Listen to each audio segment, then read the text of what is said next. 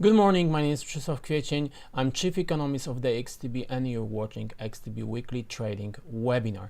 Today we'll discuss incoming Jackson Hole Symposium where an important decision is expected on US monetary policy, which obviously is fundamental for global markets, especially Wall Street US indices. And the question is, will the Fed ignite a correction? This is something that markets had in mind for a long time, with US economy reviving from lockdown driven crisis, with inflation accelerating beyond 5% and staying there in July, with unemployment clearly declining. There are many good reasons the Fed should have already contained their money printing and reduce the QE monthly purchases, but they haven't decided to do that, at least not yet. So the question is, will Jerome Powell use the opportunity of Jackson Hole Symposium and actually announce some move, and therefore will it drive the markets and spoil the moods that have been so bright for quite a long time. So this is the story for the week. However, let's start from our typical Monday recap of the key stories, and I think that the main point that we need to bear in mind, be it in this major theme of the market correction and the Fed decision, but also in a broader context is a rising number of COVID cases, people in hospitals, new COVID deaths, and so on and so forth. That's on the rise again after vacation, similar to what we had last year, maybe not to this extent yet in many places. However, it's looking again that despite the vaccination, the another wave is already taking hold in many countries, and is already causing some lockdowns. We'll discuss this when we look at oil prices. We'll discuss this when we look at the New Zealand's dollar and a tumble that was triggered by no hike, which was fully priced in, but the central banks backed off because of these restrictions. So this is very important development, because the Fed was using many excuses not to contain the QE so far, and therefore this possibility of another wave may provide them fantastic excuse not to move again, even though most of the data suggests that they should be moving already. So let's take a look at the latest data from the US economy, and we start from consumer sentiment. As you can see here, it has plunged recently, especially when you look at the University of Michigan index, this orange line. It tumbled in August to a very low level, just above 70. It hasn't been that low for many months. Actually, it hasn't been that low this year and the second half of the last year. So the question is, why is this the case? Well, as you can see here, consumer sentiment was rebounding in spring of this year, as consumers received these deposits from the so-called Biden checks. The economy was reopening, COVID was in a retreat, and so on and so forth. And now suddenly things are on the reverse, right? There are no more checks. Extra unemployment benefits are being withdrawn. Inflation is high, so if you are not Bezos, you are paying for all these things that they are again more expensive, and And the latest things, this Afghanistan issue that has not impacted markets directly, but can have additional burden on the sentiment of US citizens. All of this suddenly means that in a moment where the Fed should be tightening policy because economy is close to overheating, the sentiment is collapsing. And the question is now, isn't it too late to move? If you look at the retail sales, it was a disappointment as well. However, these moves are relatively minor compared to these big increases driven by these checks that people received early this year. These moves are relatively minor, and the sales overall is well above the pre-COVID trend. At the same time, despite all the money that households in the US received due to this extraordinary fiscal impulse, all the programs, checks, and so on and so forth, the credit is on the rise, and the rise is the quickest ever. So the cheap money fuels borrowing, even though households have a lot of money. So the question is now, will the Fed finally make a move and taper the QE purchases? Frankly speaking,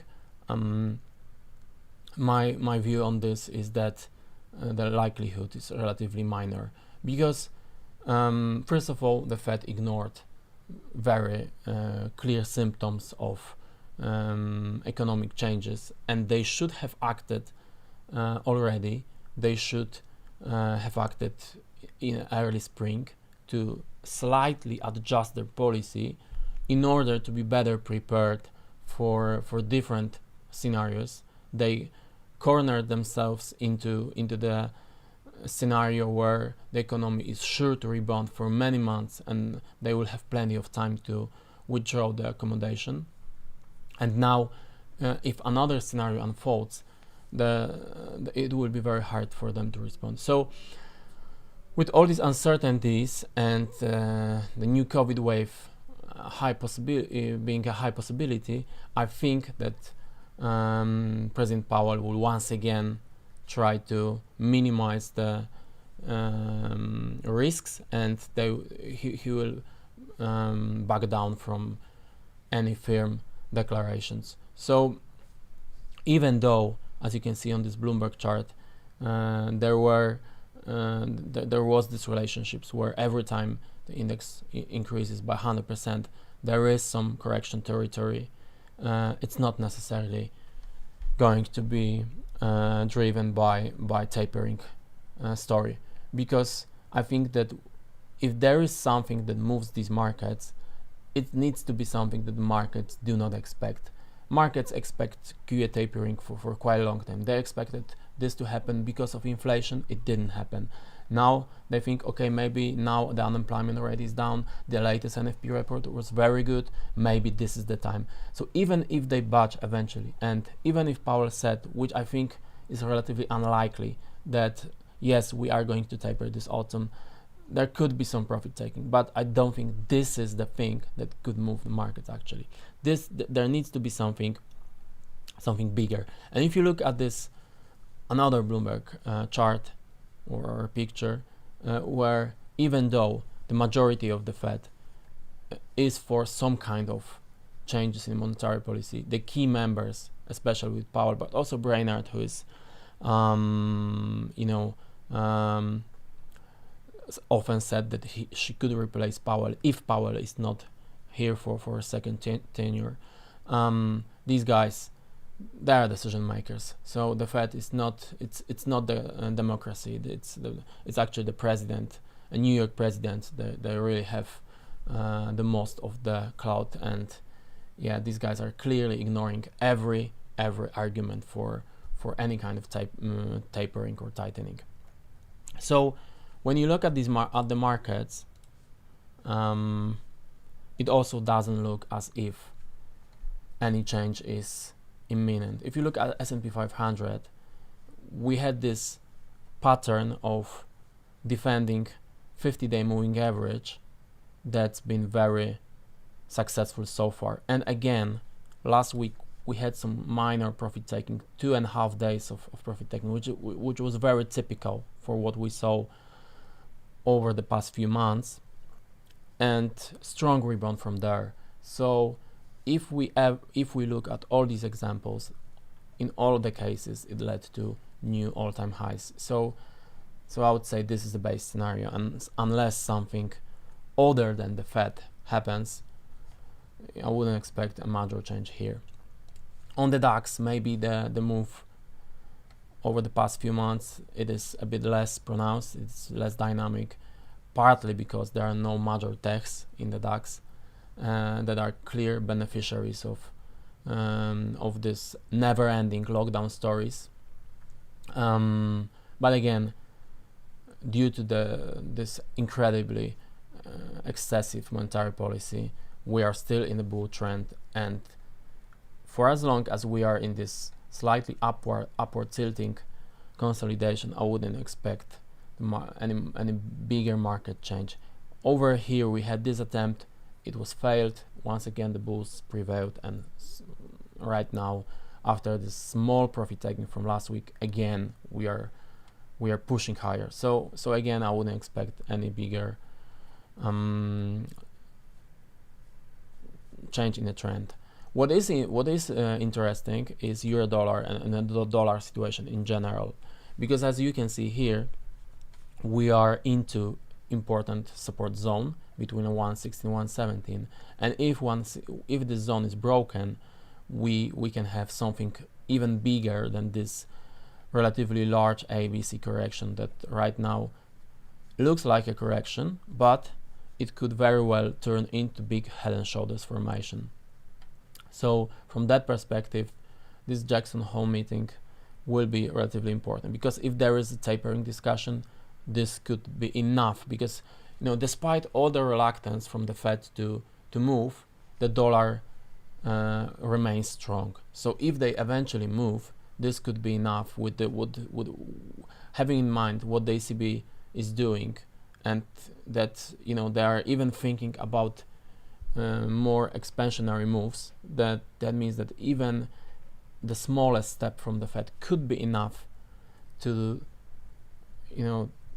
make this happen and crack this support zone and change this correction and then trend continuation scenario into something bigger for the dollar. So this is the market that certainly is worth paying attention to. And then finally, oil markets that saw a very substantial correction over the past 3 weeks,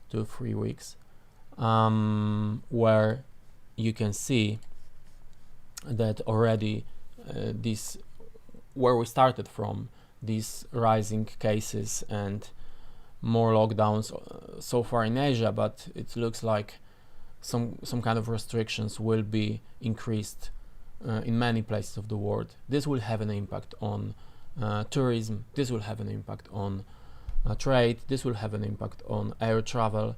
So already the forecasts are more gloomy for oil consumption, and therefore, unless there is some kind of action from the OPEC limiting supply once again,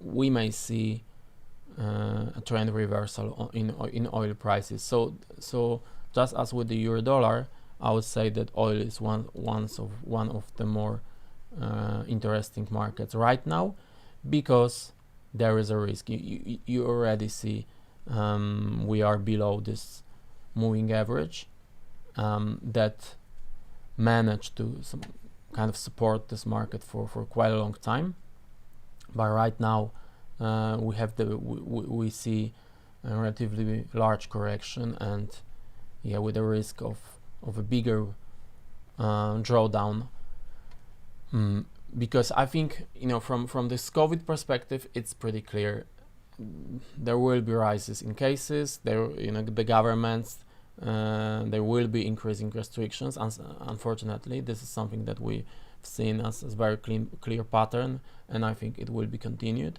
So the question will be, will oil producers respond to it? And unless they will, there is a possibility that there will be bigger hit to oil prices.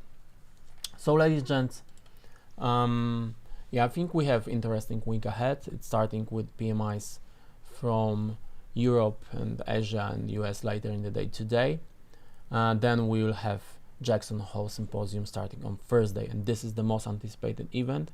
As I said, I don't think President Powell will make any firm